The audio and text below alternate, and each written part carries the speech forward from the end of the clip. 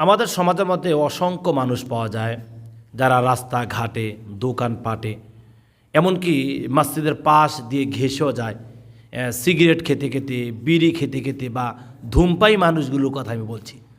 আমাদের কাছে অনেক যুবকেরা, আমার বাবা বয়সে অনেক মুরব্বীরা জিজ্ঞাসা করে, ধূমপায়ী যারা তাদের কীরকম শাস্তি পরকালে হতে পারে। আমি সহজ একটি কোশ্চেনের উত্তর এভাবে দিতে চাই, ধূমপানের কারণে অসংখ্য অগণিত মানুষ কিয়ামতের ময়দানে জাহান্নামে যাবে। নবী মুহাম্মদুর রাসূলুল্লাহ সাল্লাল্লাহু আলাইহি ওয়াসাল্লাম বলেছেন, আল মুসলিমু মান সালিমাল মুসলিমুনা মিন লিসানিহি ওয়া ইয়াদিহি, যার হাত এবং মুখ হতে অন্য মুসলমান নিরাপদ থাকে না, সে প্রকৃত মুসলমান হতে পারে না। তার আপনি একজন নিরাপদ হাত রাখতে পারলেন না, নিরাপদ একটি মুখ রাখতে পারলেন না। আপনার হাতের মাধ্যমে ধূমপানের অবস্থান তৈরি হচ্ছে, আপনার মুখের মাধ্যমে ধূমপানের অবস্থান তৈরি হচ্ছে।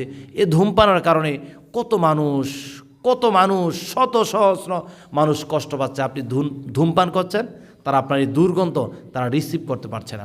আমি তো বলি, এই ধূমপানের কারণে কিয়ামতের ময়দানে হাজার হাজার মানুষ বিপদগামী হয়ে আল্লাহ সুবহানাহু ওয়া তাআলা জাহান্নামের দিকে ধাবিত হবে। তাহলে আসুন আজকেই থেমে যান, আজকে আপনি থেমে যান, ধূমপান করা থেকে নিজেকে বিরত রাখুন, সমাজকে পরিপাটি করুন, পরিবারকে সৌন্দর্যময় একটি জীবন গঠন করার ব্যাপারে আপনি সাহায্য এবং সহযোগিতা করুন।